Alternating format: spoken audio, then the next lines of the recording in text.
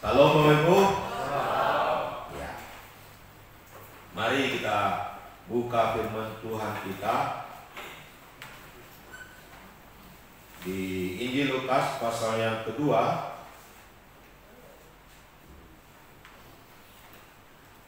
Injil Lukas pasal yang kedua.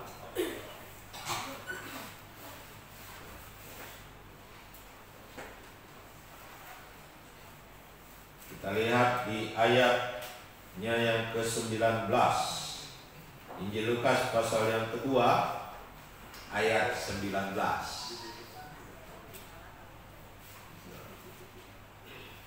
Ya, baik.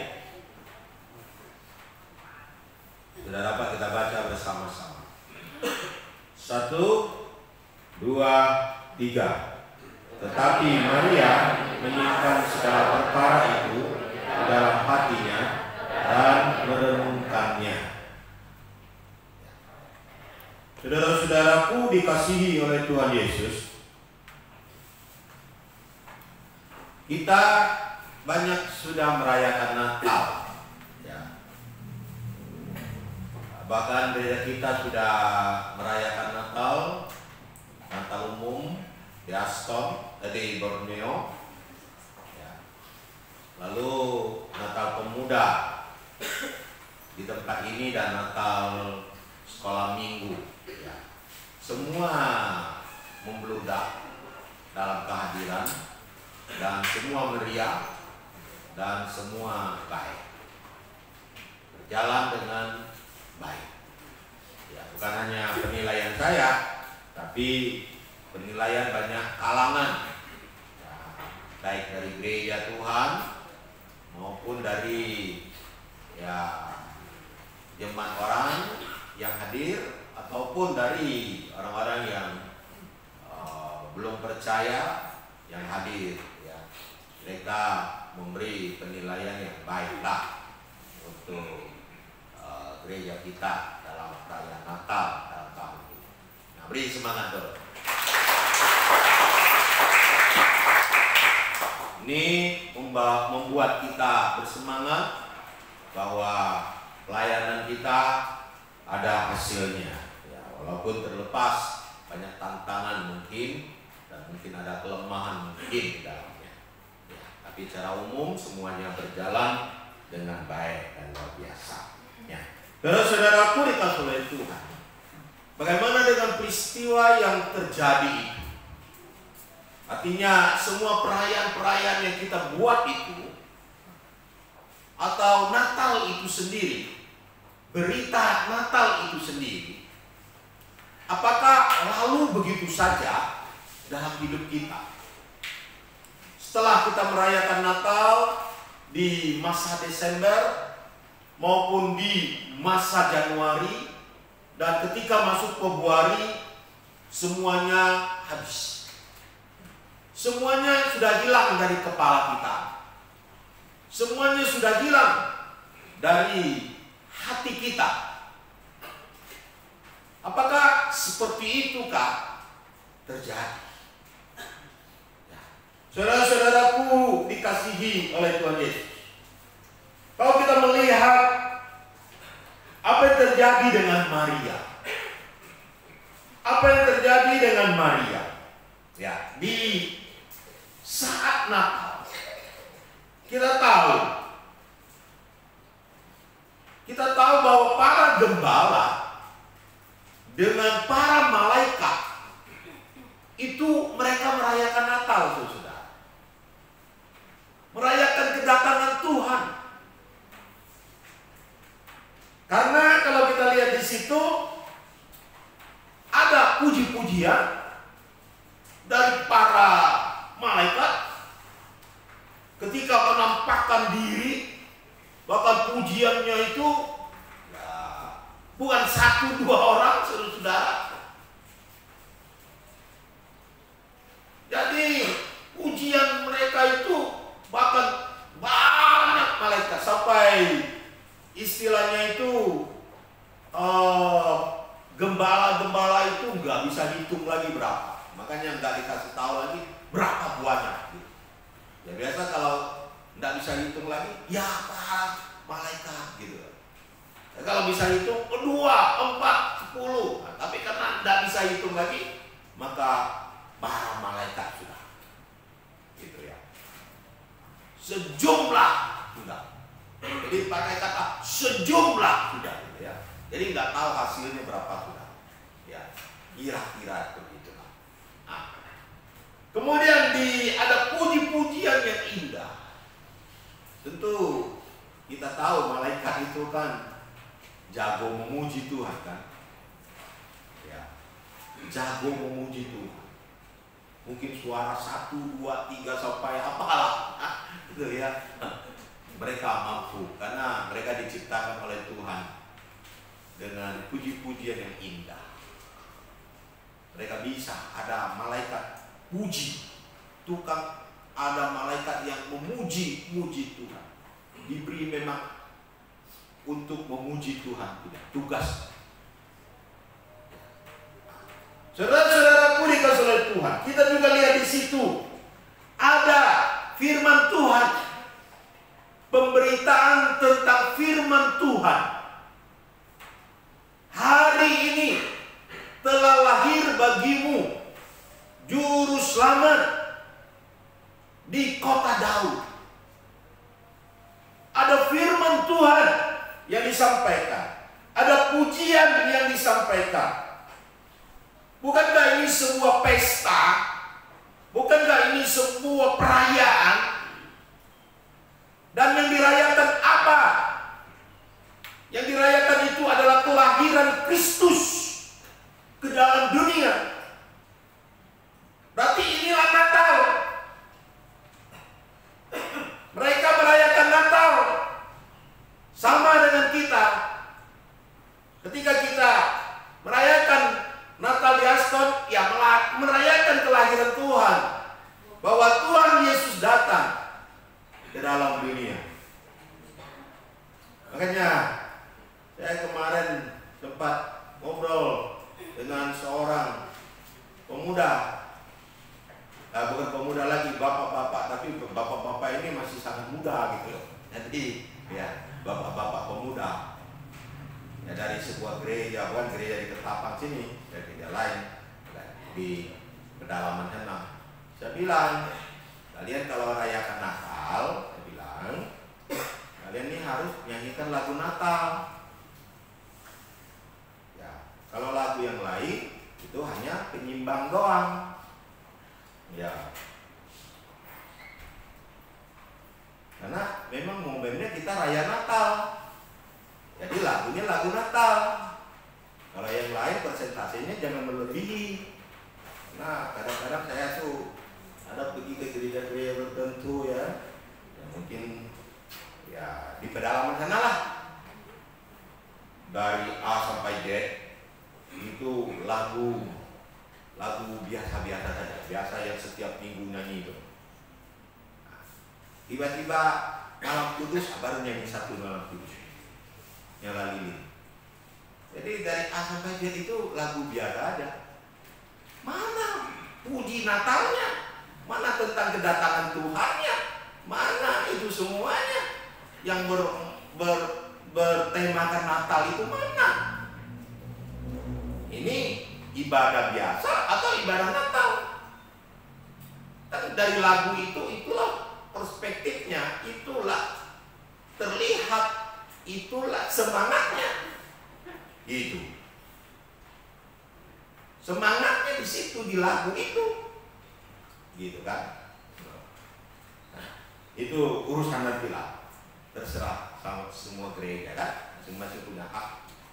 Nah, saudara-saudaraku dikasihi oleh Tuhan, kita melihat bagaimana reaksi Maria. Reaksi Maria ketika dia menerima berita tentang Natal itu. Karena ketika para gembala datang,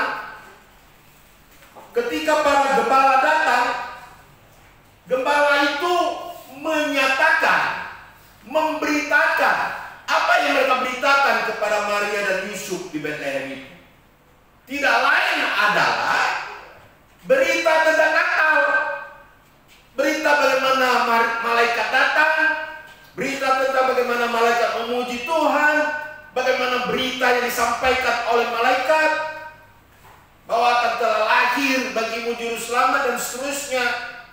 Jadi berita Natal yang disampaikan kepada Maria. Itu. Nah, saudara-saudaraku dikasihi oleh Tuhan, memang sebelum kita melihat tanggapan Maria, ada tanggapan dari orang banyak yang ada di situ. Siapa mereka? Mereka mungkin adalah pemilik daripada gua atau kandang domba yang dipakai oleh Maria, dan mungkin juga tetangga-tetangga, dan mungkin juga para bidan yang menolong Maria bersalin. Ya. Dikatakan semua orang yang mendengar heran tentang apa yang dikatakan gembala-gembala itu kepada mereka. Jadi tanggapan mereka tuh hanya heran saja. Mengapa ya malaikat bisa datang ya? Kok malaikat bisa gini ya? Kok malaikat bisa kasih tahu ada lampin, ada palungan, kok bisa persis ya? Hanya heran sampai di situ aja. Heran gitu. Ya kan? Heran. Biasa di masa raya Natal ini banyak heran juga kan? Ya, mungkin banyak heran. Mungkin ada yang heran firman Tuhan gitu. Mantap. Sampai gemetar saya dengarnya gitu. Atau sampai merinding saya dengarnya. Saya ketika dengar puji-pujian, merinding saya. Atau ketika saya melihat tarian, aduh mantap tariannya, membuat heran, kenapa bisa ya? Ya. Atau ada yang heran juga ya. Sekarang ini kan door prize-nya buat heran juga kan. Door prize banyak buat heran. Wah, udah dapat door prize-nya mantap gitu ya. Tapi sekarang ada juga herannya cara pemberiannya. Tidak pakai lagi cabut-cabut undi. Ada yang mengatakan, siapa yang memiliki foto keluarga yang lengkap di dalam dompetnya dapat hadiah. Wah, heran kan? Heran. Nah, saudara-saudaraku dikasihi oleh Tuhan, mari kita melihat tanggapan Maria. Bagaimana Maria menanggapi berita Natal ini? Dikatakan oleh Alkitab, tetapi Maria, kita lihat sama-sama. 1, 2, 3. Tetapi Maria menyimpan segala perkara itu di mana? Di dalam hatinya. Jadi segala perkara itu yang menyangkut kehadiran malaikat, menyangkut pesta itu, menyangkut berita itu dan sebagainya itu disimpan Maria di dalam hatinya. Disimpan Maria di dalam hatinya, bukan dibuang. Ya kan? Kadang-kadang kan ada kita, udahlah, buang saja. Udah lihat, buang saja. Betul tak? Kenapa dibuang? Karena apa? Menurut kita, miopian yang ujungnya udah tidak bagus, jelek, buang. Betul tak? Jadi saudara semua punya HP sini kan? Tidak ada yang tidak punya HP kan? Betul tak? Biasa lihat HP, betul? Kalau udah banyak, biasa diapain? Dipilih kan? Oh, ini dapat, ini bagus, simpan. Ini tak bagus, buang. Mengapa dibuang? Karena tidak bagus sudah. Artinya menurut dia, ya sudah, tidak bagus sudah. Maksudnya udah tak berguna ya lah. Itu dia. Nah. Tapi kalau yang bagus, ini cantik nih, ini mantap nih,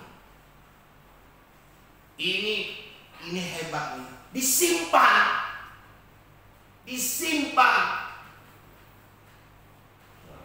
Ya. Bila perlu supaya tidak hilang dari HP, simpan di laptop lagi. Ya. Bila perlu simpan lagi kemana gitu kan? Benar. Surat cinta saya saja masih disimpan Simo sampai hari ini. Iya. Surat cinta saya tulis dengan hati yang penuh tulus, penuh cinta. Simpan Simo sampai hari ini. Kadang-kadang kalau sudah itu dia keluarkan, perlihatkan lagi kepada saya.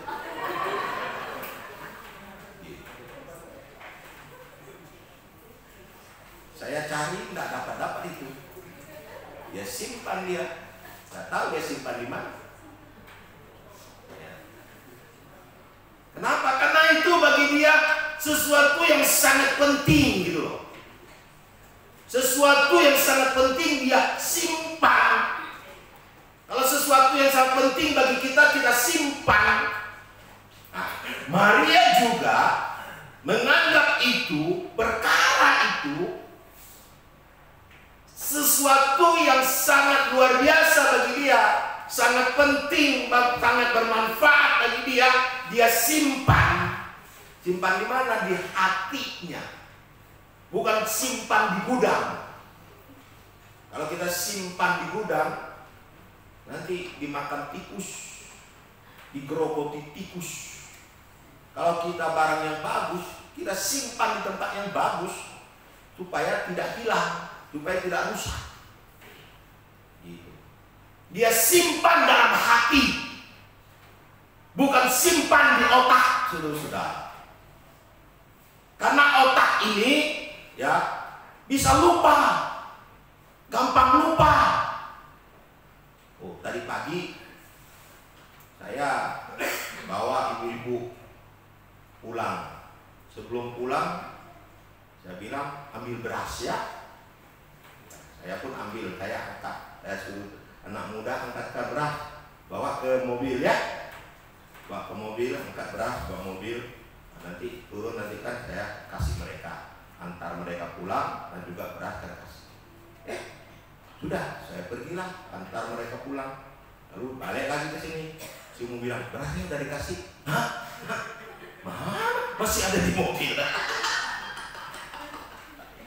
Lihat saudara, kami bertiga, saya lupa, Ibu Comyova juga lupa, Ibu Lima Jun pun lupa, tiga-tiga lupa dengan beras.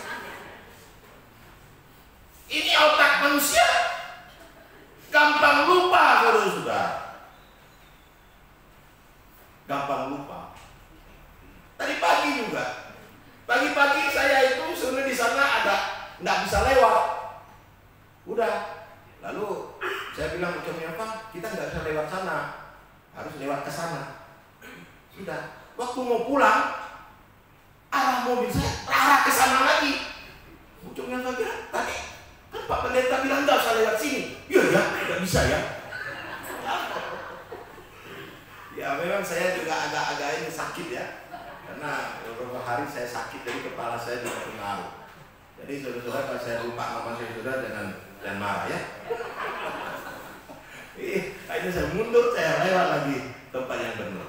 Nah, kalau simpan di otak itu gampang lupa. Tapi kenapa Maria simpan di hati? Apa itu hati, saudara-saudara? Hati itu menyangkut jiwa. Hati itu menyangkut psikologis. Hati itu menyangkut perasaan. Jadi bukan hanya menyangkut pikiran saja, tapi menyangkut perasaan kita, menyangkut psikologis kita, menyangkut jiwa kita. Itu hati. Nah, makanya saudara, disimpan dalam hati berarti ini sesuatu yang teramat penting. Teramat penting. Ya. Coba suami istri. Istri tanya, saya ada enggak dalam hati kau?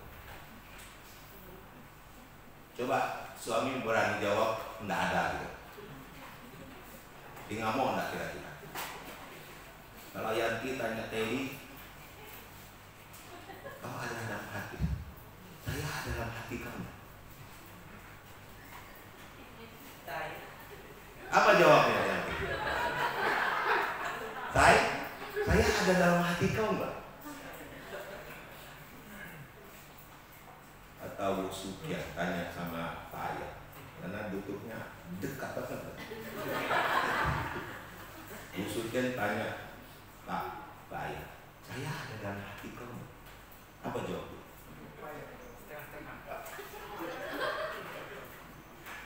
Pasti dia nggak berani jawab. Tidak ada.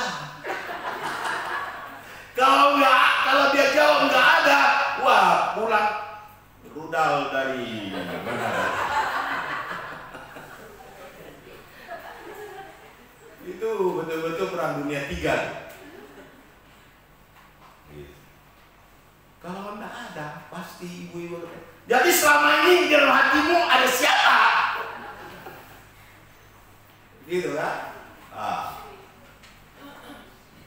Saudara-saudaraku yang dikasihi oleh Tuhan, Maria menyimpan perkara itu karena perkara itu teramat penting dalam kehidupan dia. Mengapa kita katakan teramat penting? Karena Maria akan hidup bersama-sama dengan Yesus, saudara. Yesus akan menjadi anaknya. Yesus akan diasuh oleh dia. Yesus akan dijaga oleh dia. Yesus akan dipelihara oleh Maria. Dan perkara ini teramat penting bagi dia, sehingga dia bisa memperlakukan Yesus sebagaimana mestinya. Jadi perkara ini nggak boleh dihilangkan dalam diri Maria, karena teramat penting bagi Maria. Ya, jarang ada khotbah tentang bagaimana Yesus di masa kecil, bagaimana Maria itu memperlakukan Yesus. Kan pusing kan? Maria sebelum mengandung Yesus aja, atau ketika dia mau mengandung, malaikat sudah bilang, kamu akan mengandung, dan itu adalah juru selamat, itu adalah Mesias, itu adalah Tuhan. Melahirkan Tuhan. Melahirkan Tuhan loh. Yang melahirkan sih gampang kan? Itu enggak ibu, gampang gak? Cuman sedikit nangis aja deh, sedikit sakit aja deh. Tapi enggak lah, itu susah lah gitu. Tapi lebih susah mana? Melahirkan atau memeliharanya sampai besar? Gimana? Hah? Memeliharanya. Kalau melahirkannya mungkin 1 hari sakit selesai kan? Tapi kalau memeliharanya, bertahun-tahun kan? Berpuluh-puluh tahun. Karena kita perlu tahu, Yesus di dalam asuhan Maria dan Yusuf itu 30 tahun. 30 tahun Yesus baru terbebas dalam pelayanan. Kalau kita lihat dari kehidupan Yesus kan?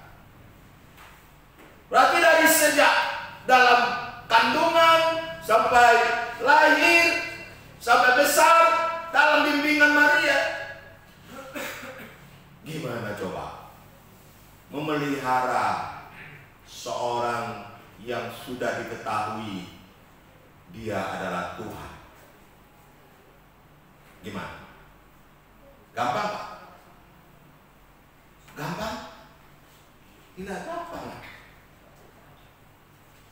Ada contoh lah, misalnya paling gampang di sini.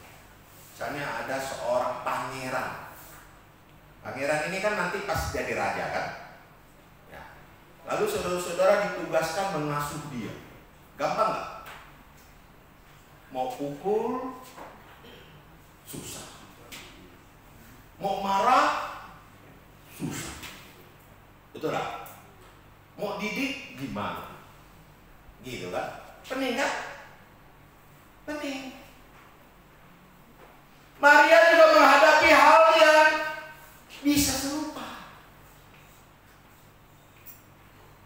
Dia harus bagaimana meletakkan, mempertaruhkan atau memperlakukan Yesus dengan baik dan benar. Dia harus bisa mengasuh Yesus dengan baik dan benar.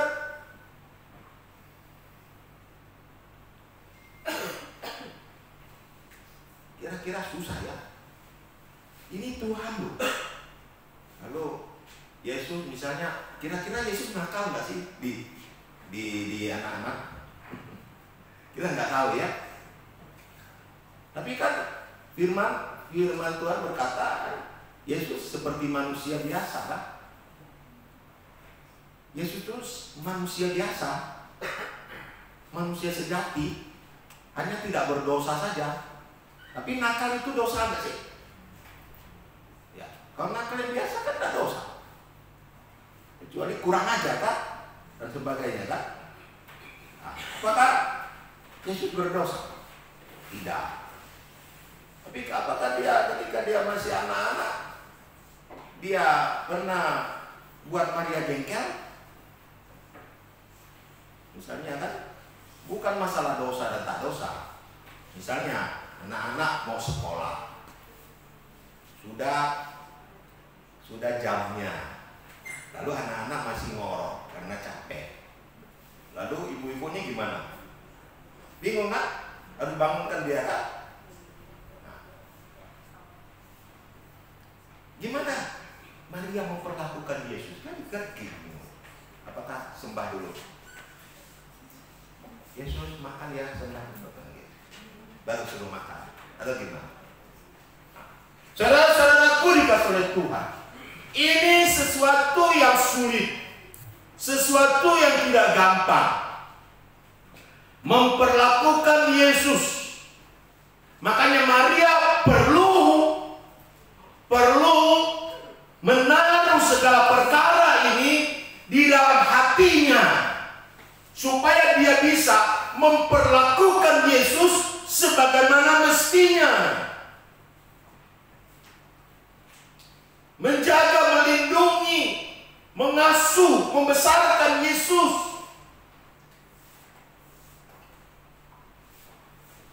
Ini sulit. Mungkin anak-anak kita masih bisa. Anak-anak. Dan ketika Yesus remaja, bagaimana Maria? Hubungan Maria dengan Yesus. Bagaimana Maria bisa nasihati Yesus? Atau Yesus yang nasihati Maria? Bingung kan? Makanya Maria perlu menaruh firman itu, menaruh perkara itu sepenuhnya di dalam hatinya, supaya dia tidak salah dalam memperlakukan Yesus dalam hidupnya.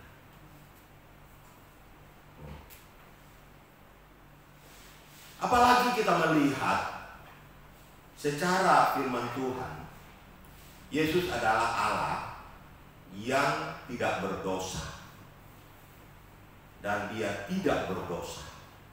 Sedangkan kita melihat Maria adalah manusia yang berdosa. Beda sekali. Maria dikandung lahir dari seorang keinginan laki-laki dan seterusnya. Maria orang yang berdosa. Yesus tak berdosa. ada kecenderungan hati manusia berdosa. Dan pasti ada kesalahan-kesalahan yang Maria bisa buat. Ada kelemahan-kelemahan yang dia buat. Sedangkan Yesus adalah Allah yang kudus, Allah yang suci. Allah yang kudus dan Allah yang suci harus berjalan dengan manusia yang berdosa, bergaul muka dengan muka, hidup serumah, makan bersama, bahkan tidur bersama, mungkin ranjang beda saja.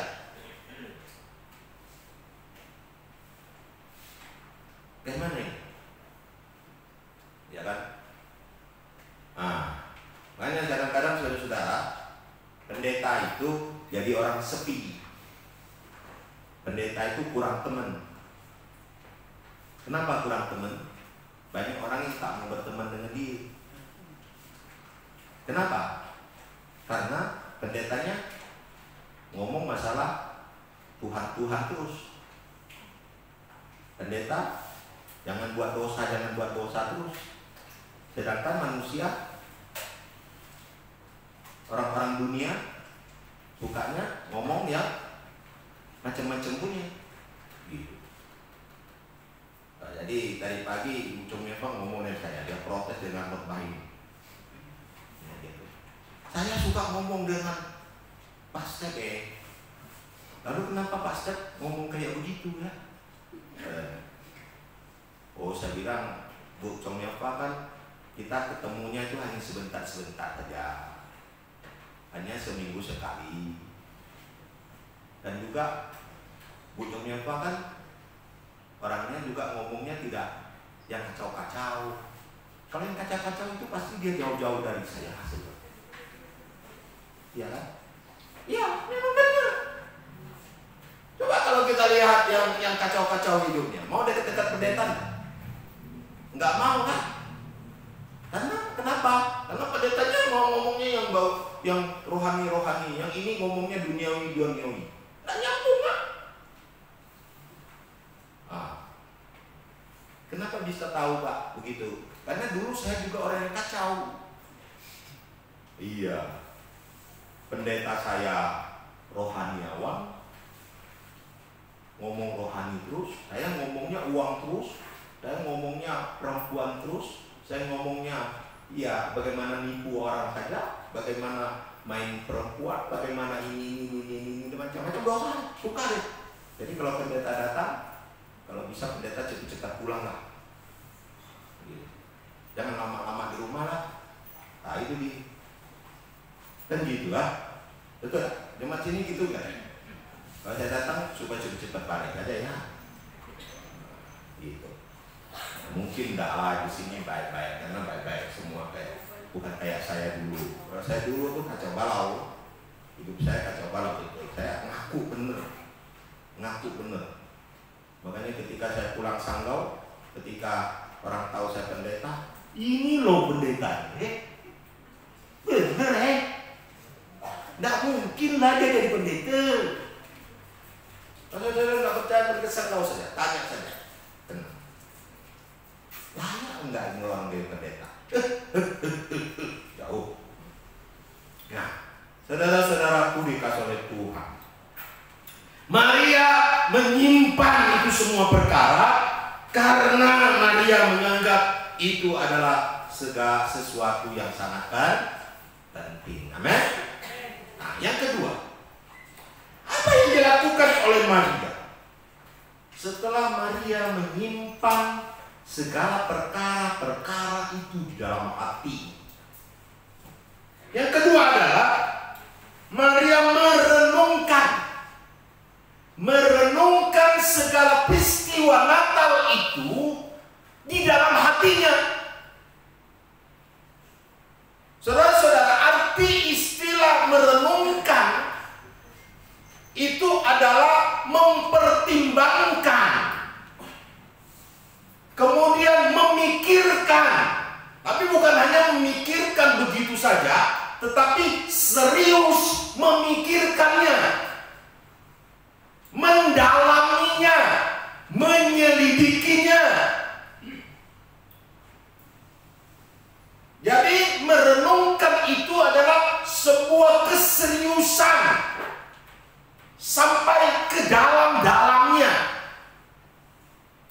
Gitu loh.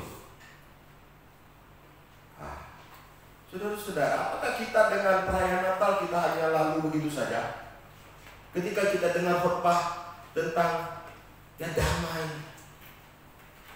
Apa itu damai? Ada ingat ya?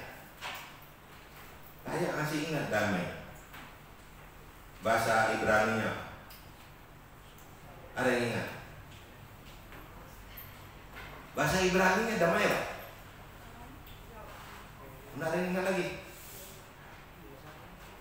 Pak Kale ingat? Tidak ingat lagi? Ada yang ingat lagi? Anak-anak muda mana? Gisela ingat? Coba ada yang ingat? Apa itu damai?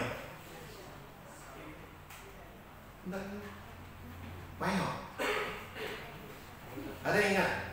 Ibu Ana ingat?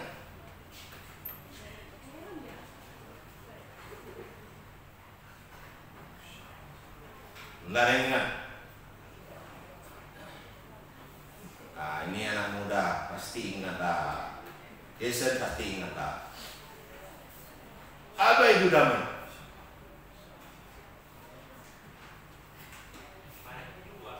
Hah?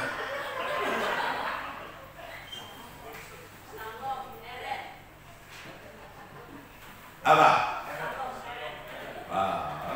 Bapak-bapak, ibu-ibu belakang sana yang tahu. Salom. Eren. Bahasa Yunaninya. Maria merenungkan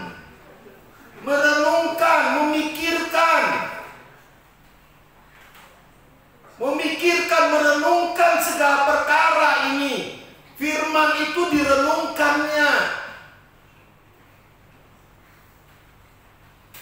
Memikirkannya dengan serius. Bukan hanya lalu-lalu begitu saja. Oh, gitu kan? Jadi saudara-saudara sekarang mungkin ada yang pergi ke gereja, makanya gereja gak sepi kan? Natalan di tempat-tempat lain kan? Ada 10 gereja. Mungkin kalian pergi. Kira-kira 10 gereja ini ingat gak firman Tuhan? Temanya saja deh. Kalau saudara-saudara tidak ingat, percuma aja saudara merayakan Natal. Atau yang diingat, daging ayamnya besar.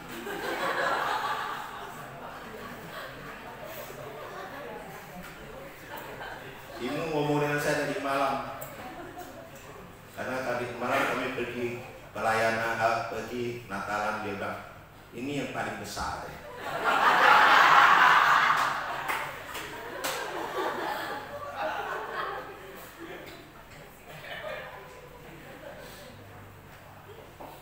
Saudara-saudaraku yang dikasih oleh Tuhan, apa yang kita renungkan?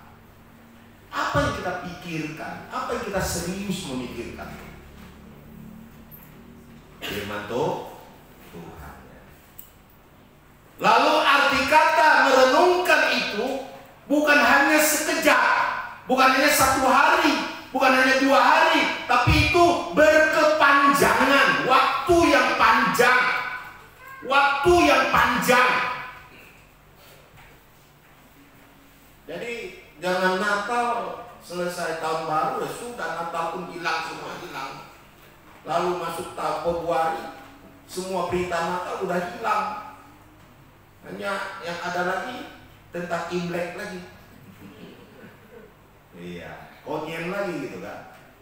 Natal udah hilang. Benarnya berita Natal itu adalah perenungan sepanjang hidup kita. Amin. Perenungan sepanjang hidup kita. Bukan hanya waktu kita rayakan Natal saja, tapi sepanjang hidup kita. Perenungan itu. Makanya jangan lupa. Nggak boleh lupa. Kenapa perlu renungkan ya? Ada satu ayat yang ingin saya waktu saya minta dikit lagi. Satu ayat berkata, renungkanlah firman Tuhan itu siang dan malam. Jadi renungkanlah, udah siang, malam lagi. Berarti nggak ada waktu yang tidak ada perenungan terhadap firman Tuhan. Pemikiran terhadap firman Tuhan itu tidak ada yang kosong.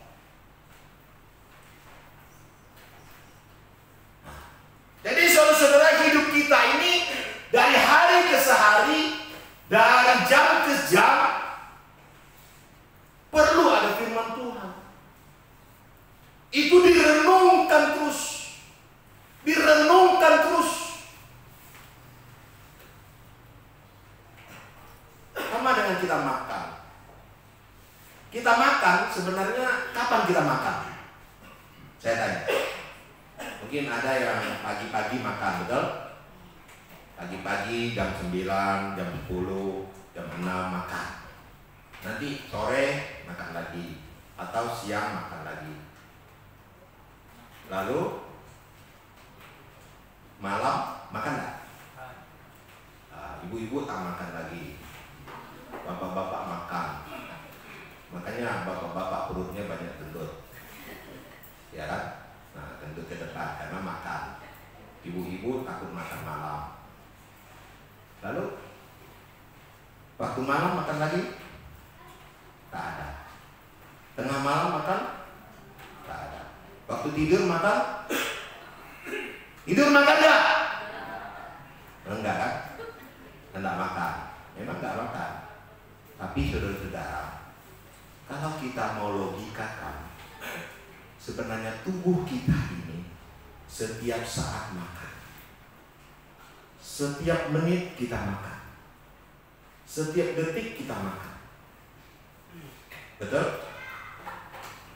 Karena misalnya satu piring nasi kita makan, masuk di dalam lambung kita. Dia beroperasi terus di situ. Lalu dia menjadi engine di situ. Dia terus beredar di dalam darah kita. Terus beredar di dalam tubuh kita. Ada yang menjadi tenaga, ada yang menjadi ini, dan menjadi itu. Berarti tubuh kita ini makan terus. Betul? Malam makan? Waktu tidur makan juga enggak? Makan juga. Cuma enggak dari mulut lagi. Sudah ada di sini, di lambung kita ini. Dan dia proses terus. Kalau sudah habis, perlu diisi enggak? Perlu. Kalau enggak diisi, apa yang terjadi? Tidak ada tenaga.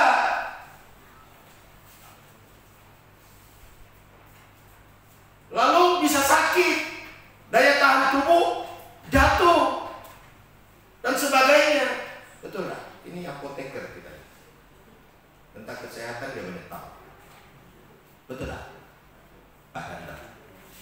Begitu kan? Nah, tubuh kita ini makan terus, berproses terus.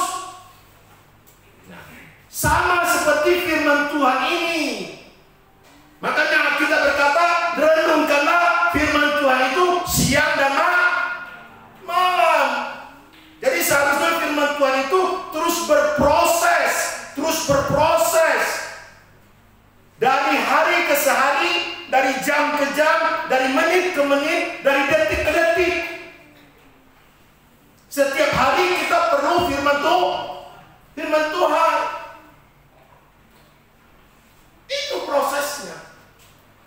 Itu prosesnya. Nah, kita perlu renungkan firman Tuhan itu setiap hari dalam hidup kita. Paling tidak perayaan Natal itu menjadi renungan kita. Dan saudara-saudara, renungan itu memiliki kekuatan yang luar biasa. Orang bisa naik ke atas bulan itu karena renungan mereka. Orang bisa menciptakan pesawat itu karena mimpi atau renungan. Orang bisa memiliki mobil Itu karena renungan, saudara. Dan Alkitab berkata, jika kita merenungkan firman Tuhan itu siang dan malam, apa saja yang kita perbuat akan gagal atau berhasil? Berhasil. Bagaimana tanggapan Maria? Simpan dalam hati dan merenungkan siang dan malam, tentunya, ya kan? Merenungkannya. Kiranya Tuhan Yesus berkati kita bangkit berdiri kita. Puji Tuhan dulu. Begitu apa?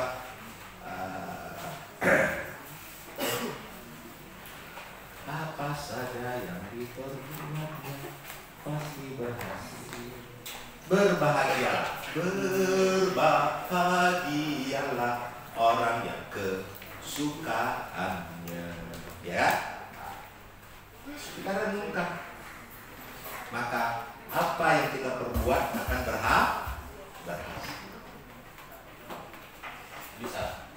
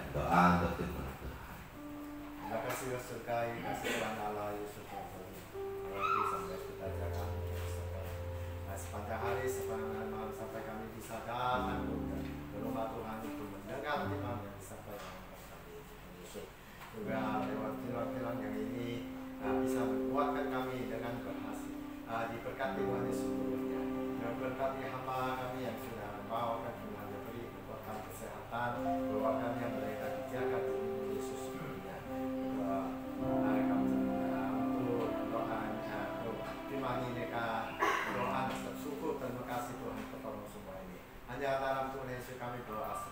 Kasih Tuhan Yesus. Amin.